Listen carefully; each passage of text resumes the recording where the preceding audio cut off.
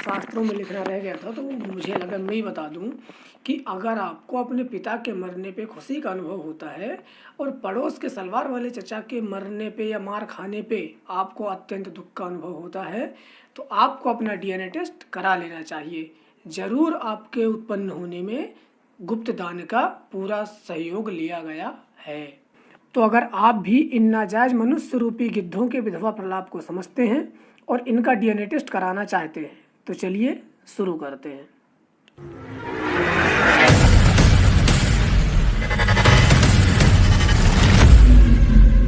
अभी कुछ दिनों पहले जैसे तैसे बंगाल के चुनाव तो संपन्न हुए, लेकिन मतगणना के दिन से ही वहाँ पे हिंसाएं लगातार चालू है। जैसा कि वहाँ पहले भी होता आया है, जैसे राम बोले जाने पे उन पे लाठियाँ बरसाई जाना या उन्हें मार डालना। पुलिस के द्वारा जब पुलिस वहाँ पकड़ने जाती है किसी मुजरिम को, तो पुलिस को मार डालना, तो ऐसी घटनाएं वहाँ पहले से ही होती आ रही थी। और लोगों को इस बार उम्मीद थी कि वहाँ परिवर्तन होगा, लेकिन परिवर्तन नहीं हुआ। तो जनता को वही मिला जो इतने दिनों से मिलते आ रहा था। तो चुनाव के बाद फिर से हिंसा चालू हो गई। वहाँ रहने वाले जो वहाँ के लोकल सांसद या मंत्री हैं, उन्हें तक वहाँ जाने में डर लगने लगा। 22 साल की सेकेंड ईयर में पढ़ने वाली लड़की का गैंग रेप करके मार डाला गया। ऐसे ही वहाँ 50 गैंग रेप हुए, लड़कियों को घर से उठा ले जाया गया, लोगों को मार डाला गया। बीजेपी और अन्य राष्ट्रवादी जो भी संगठन हैं, इनके कार्यालय जला दिए गए, इनके कार्यकर्ताओं को मारा गया, लोगों के घर जला दिए गए, लोगों को मारा गया। सिर्फ बीजेपी ही नहीं, टीएमसी और कांग्रेस ने दावा किया है कि उनके भी ऐसे कार्यकर्ता जो हिंदू थे उन्हें मारा गया है, उनके घरों को जलाया गया है। लेकिन तब भी कुछ चैनलों को छोड़ के बाकी चैनलों में ऐसी कोई न्यूज़ नहीं दिख रही थी। बात बात पर झंडा तख्ती निकालकर रोड पर बैठ जाने वाले आंदोलनजीवी, जिन्हें यह भी नहीं पता होता कि आंदोलन का मुद्दा क्या है, लेकिन फिर भी आंदोलन के लिए बाहर आ जाते हैं, वो भी ऐसे मुद्दे पर न उनका कोई बयान न उनका ट्वीट आया।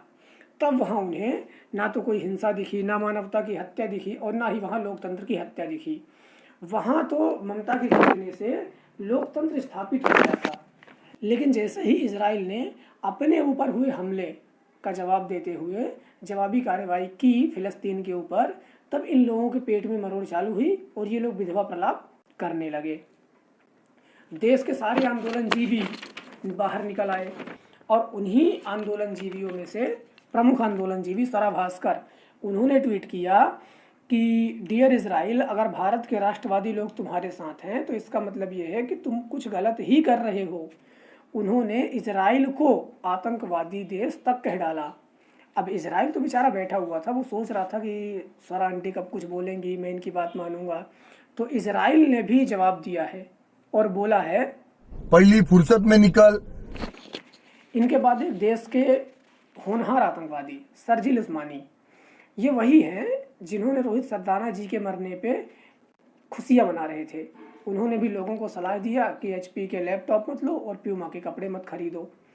तो इस पे कुछ अविश्वसनीय सूत्रों का कहना है कि तुम जाके अपना चुपचाप पंचर बेचो, विरोध में मत पड़ो, नहीं तुम्हारे टपरे बिक जाएंगे।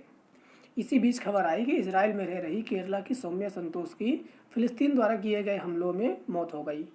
इस पर इजराइल सरकार और भारत के केंद्रीय वित्त राज्य मंत्री वी मुरलीधर ने अपनी संवेदनाएं प्रकट की। लेकिन इस मामले में अभी भी जो देश के लिबरल हिंदू गैंग है, या जो देश के आंदोलनजीवी हैं, या जिन्हें फिलिस्तीन में हो रही हिंसा दिख रही थी, उसमें इन्होंने किसी ने भी कोई भी कुछ नहीं बोला, न मुँह खोला। इन्हें दिक्कत होती है तो केवल तब जब फिलिस्तीन की पिटाई होती है। वही पिटाई क्यों होती है? क्योंकि ज़्यादा कूद रहे थे। अब अगर किसी की सेना पे पत्थर मारोगे, कहीं रॉकेट फेंकोगे, तो हर कोई भारत जैसा शांत नहीं है, और ना ही यहाँ के हिंदुओं जितना सहिष्णु है कि तुम्हें छोड़ देगा। पेलेंगे, बराबर पेलेंगे। अब अगर हम बात करें फ़लस्तीन की, तो कश्मीर मुद्दे पर उनका कहना था कि हम भारत के साथ कभी खड़े नहीं हो सकते, हम पाकिस्तान के साथ हैं, जबकि इजराइल हमेशा हमारे साथ खड़ा था और खड़ा रहेगा। इजराइल तकनीक युक्त एक महाशक्ति है। फ़लस्तीन, वहाँ भी पत्थर वत्थर तो हैं, पत्थरबाजी वो लोग भी कर लेते हैं, लेकिन ठीक है, छोड़े। अभी कुछ दिनों पहले इजराइल के लोगों ने ओम नमः शिवाय का जाप किया था और भारत के लोगों के लिए प्रार्थना की थी।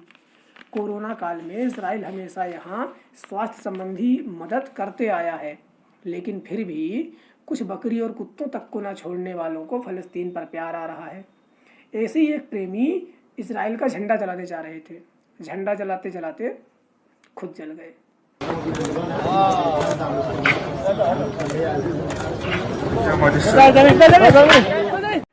खैर, इन सबको यहीं छोड़ते हैं। अभी इजराइल लगभग 85 के स्कोर से आगे चल रहा है। आगे भगवान से प्रार्थना है कि इजराइल को पेलने की शक्ति दे और फ़लस्तीन के लोगों को हुर्रियत प्रदान करे। धन्यवाद।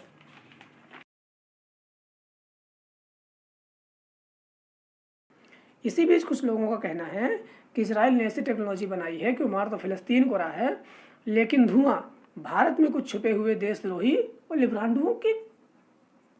लिब्रांडुओं से रहा है। ये इजराइल का नक्शा है। कुछ लोग इस पे बोल रहे हैं कि इजराइल पर्यावरण का नुकसान फैला रहा है और वहाँ पेड़ों की कटाई से इजराइल से हरियाली मिटती जा रही है। इसी बीच एक और बड़ी खबर, अरविंद केजरीवाल जी ने कहा है, और भारत के विपक्ष भी उनके साथ है, उन्होंने कहा है कि हम इजराइल सरकार से फ़लस्तीन पे किए गए स्ट्राइक का सबूत मांगते हैं। इजराइल सरकार ने भी इस पर बोला है, पहली फुर्सत में निकल